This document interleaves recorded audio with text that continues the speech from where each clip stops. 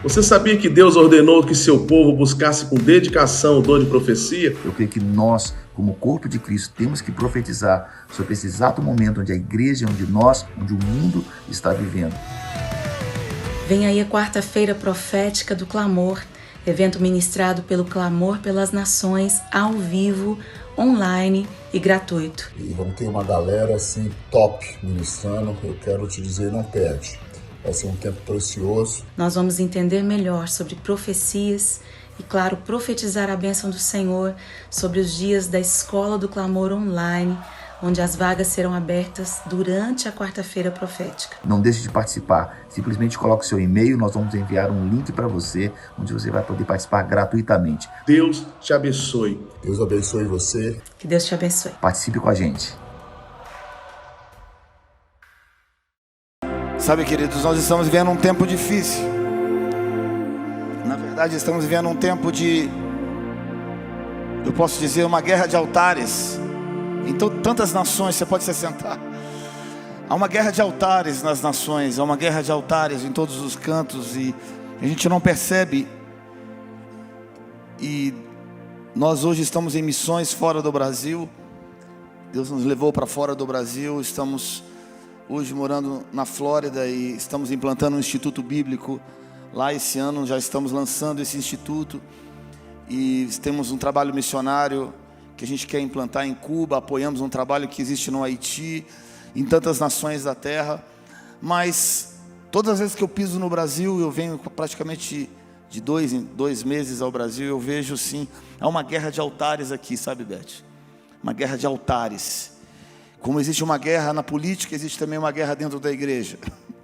A gente não percebe isso, a gente passa despercebido porque são pequenas raposinhas que vão entrando no nosso meio, mas o que Deus tem falado comigo, abra comigo em João capítulo 20, eu tenho pregado essa mensagem, eu não tenho conseguido sair dessa mensagem nesses últimos dias, porque é uma mensagem que eu acredito que o Espírito de Deus tem gritado sobre essa geração. No primeiro dia da semana, Maria Madalena foi ao sepulcro. João capítulo 20, versículo 1. Primeiro dia da semana significa uma prioridade. Fala comigo, prioridade. Quando nós somos tocados por Deus, nós colocamos Deus como prioridade.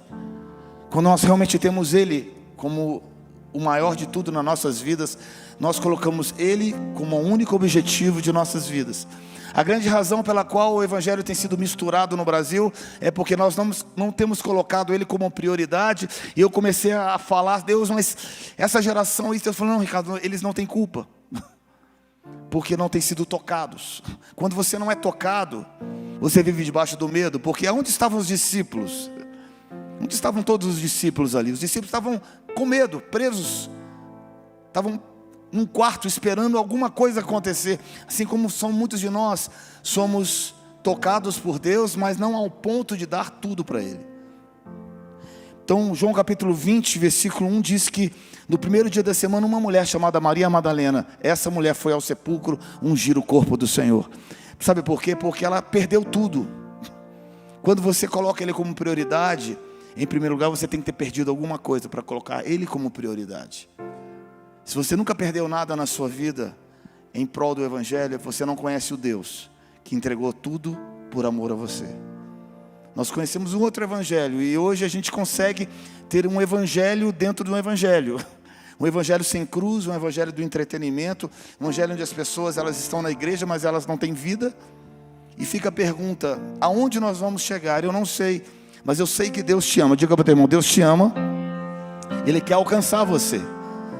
Porque olha que nesse exato momento a igreja se resumia a uma pessoa, Maria Madalena, diferentemente de todos os outros discípulos. Ela teve um toque diferente. Ela foi tocada de uma forma diferente. E eu olhei essa geração de hoje, eu disse, essa tem sido uma geração roubada do toque de Deus. E olha, vamos ao texto, você vai entender que ainda estava escuro. É um tempo escuro, um tempo obscuro de altares. E ao mesmo tempo viu uma pedra tirada do sepulcro. Diga ao teu irmão do teu lado, somente quando você é tocado por Deus, você consegue tirar pedras da sua vida. Tem pedras que jamais serão removidas da sua vida. Tem pedras que jamais serão removidas dessa igreja. Se Deus não tocar você, se Deus não nos tocar como um corpo, não tem jeito, queridos. Esse é o caminho que Deus instituiu. Tem alguma coisa de errado a gente fazer um evento? Não, não tem nada de errado, mas a pedra continua lá. Aqui nós não estamos em questão o que é de Deus, o que não é de Deus. Nós estamos em questão, sabe uma coisa? Em questão está, você tem sido tocado por Deus. Deus tem sido a prioridade da sua vida. Porque essa tem sido uma geração que consegue conviver dentro da igreja sem ser tocada.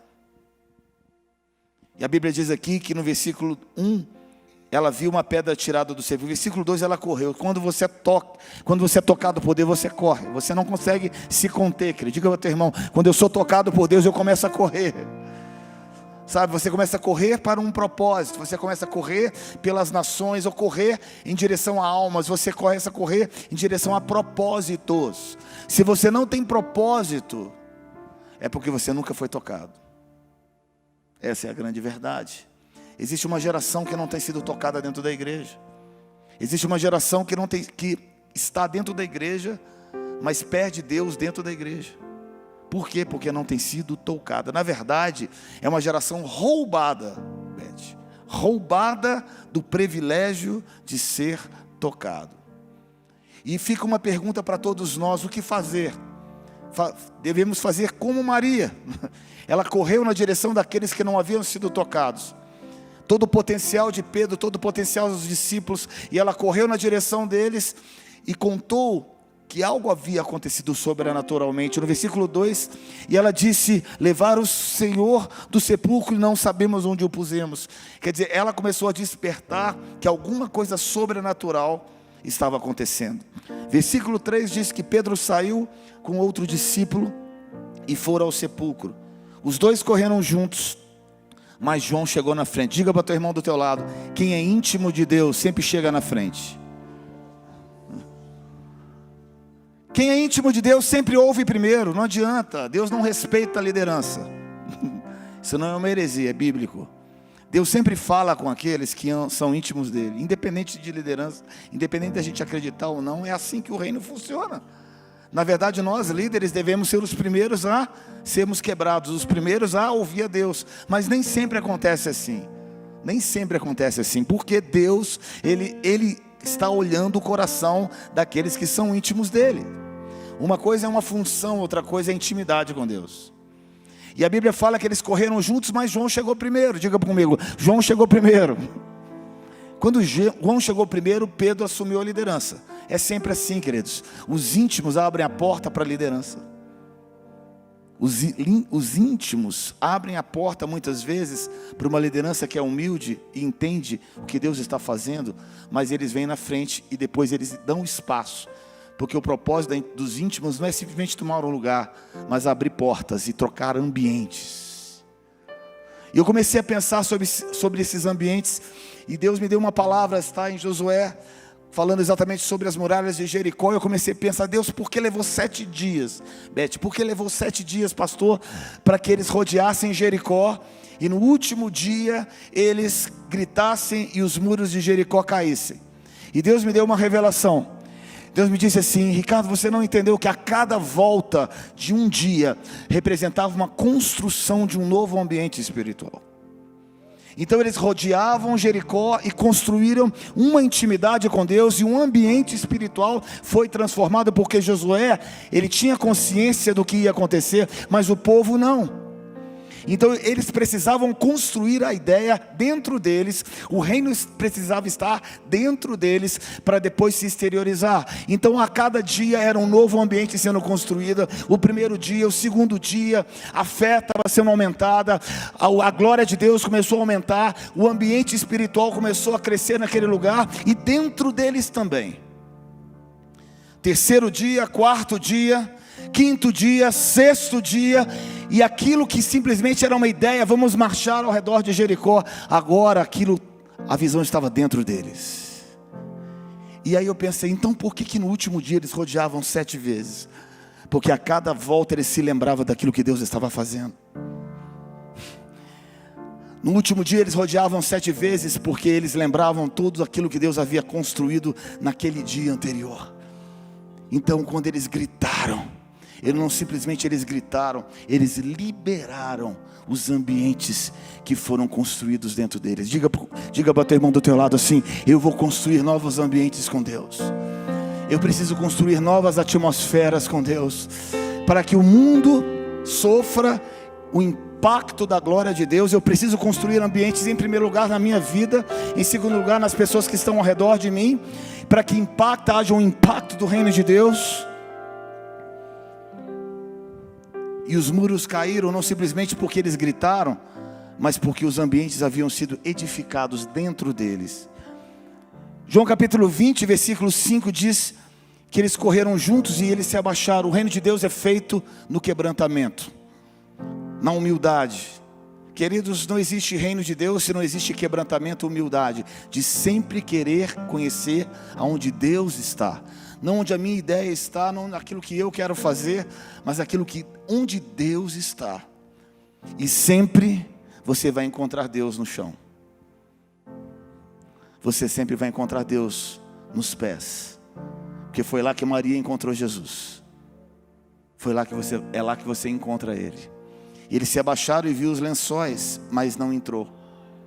O ambiente ainda não havia sido edificado dentro deles. Você sabia que Deus ordenou que seu povo buscasse com dedicação o dom de profecia? Eu creio que nós, como corpo de Cristo, temos que profetizar sobre esse exato momento onde a igreja, onde o mundo está vivendo. Vem aí a quarta-feira profética do clamor, evento ministrado pelo Clamor pelas Nações, ao vivo, online e gratuito. E vamos ter uma galera assim top ministrando. Eu quero te dizer, não perde. Vai ser um tempo precioso. Nós vamos entender melhor sobre profecias e, claro, profetizar a bênção do Senhor sobre os dias da Escola do Clamor online, onde as vagas serão abertas durante a quarta-feira profética. Não deixe de participar. Simplesmente coloque seu e-mail, nós vamos enviar um link para você, onde você vai poder participar gratuitamente. Deus te abençoe. Deus abençoe você. Que Deus te abençoe. Participe com a gente.